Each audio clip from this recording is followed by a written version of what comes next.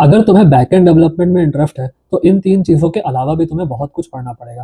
देखो, आज के टाइम में CRUD ऑपरेशन को कैसे परफ़ॉर्म करते हैं, ऑथेंटिकेशन को कैसे सेटअप करते हैं, चाहे वो सिंपल तुम्हारा JWT ऑथेंटिकेशन हो गया या फिर OAuth ऑथेंटिकेशन हो गया, और डेटाबेस से डेटा को क्वेरी कैसे करते हैं। लेकिन अगर तुम इससे आगे बढ़ना चाहते हो, तो एक बार इस लिस्ट को देखो। रेस्ट एपीआई के अलावा भी डिफरेंट प्रोटोकॉल्स होते हैं, जैसे ग्राफक्यूबल और जीआरपीसी। ये दो बहुत फेमस हैं। जीआरपीसी की अगर मैं बात करूँ, ये माइक्रो सर्विस कम्युनिकेशन में बहुत यूज़ होता है, क्योंकि जीआरपीसी में तुम्हारा पेलोड का साइज़ बहुत कम होता है। हम लोग जेसॉन की जगह बाइनरी डेटा को यूज़ करते हैं। और फिर तुम्हें स्ट्रीमिंग के बारे में भी पता होना चाहिए। मान लो अगर तुम्हें 3 या 4 जीबी की फाइल को ओवर द इंटरनेट भेजना है, तो हम उसे एक बार में नहीं भेजते हैं। हम उसे डिफरेंट डिफरेंट चंक्स में डिवाइड करके एक-एक करके भेजते हैं। तो बेसिकली हम लोग अपने डेटा को स्ट्रीम करते हैं, और ये सिर्फ फाइल्स के लिए ट्रू नहीं होता है।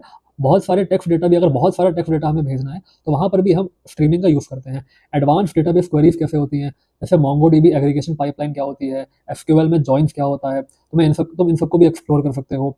कैशिंग को कैसे सेटअप करते हैं, रेडिफ डेटाबेस को कैसे यूज़ किया जाता है कैशिंग के लिए, एसिंक प्रोसेस क्या होते हैं, बैकग्राउंड प्रोसेस क्या होते हैं, रेडिफ स्ट्रीम्स, काफका, रैबिटएमक्यू, इन तीनों को कैसे यूज़ किया जाता है, इन तीनों में क्या डिफरेंस होता है, कब किस चीज़ को प्रेफर किया जाता है। मॉनिटरिंग एंड ऑब्जर्वेबिलिटी, ये बहुत इंपॉर्टेंट होता है अगर तुम्हें प्रोडक्शन ग्रेड बैकएंड्स में काम करना है तो। मॉनिटरिंग एंड ऑब्जर्वेबिलिटी को कैसे सेटअप किया जाता है, प्रोमीथियस, ग्राफाना, और भी बहुत सारे टूल्स होते हैं, जैसे लोकी, येगर, ओपन टेलीमेट्री। तुम इन सब के बारे में भी पढ़ सकते हो, और भी बहुत सारी प्रैक्टिसेस होती है जिनको तुम एक्सप्लोर कर सकते हो। अब देखो, ये सिर्फ एक लिस्ट है, तुम्हें इन सब चीज़ों को कवर अप करने की ज़रूरत नहीं है, और एक दिन में कवर करने की ज़रूरत नहीं है। तुम इन चीज़ों को थोड़ा-थोड़ा करके डेली बाय डेली एक्सप्लोर कर सकते हो। जैसे अगर मैं रिसोर्स की बात करूँ, तो तुम इस चैनल को देख सकते हो। इस चैनल में ये सारी चीज़ें उसने सिखाई हैं, और भी बहुत सारी चीज़ें उसने सिखाई हैं, और बहुत ही डिटेल्ड में और बहुत ही आराम से सिखाई हैं। तुम इस चैनल को देख सकते हो, इसका लिंक मैं डिस्क्रिप्शन में डाल दूँगा।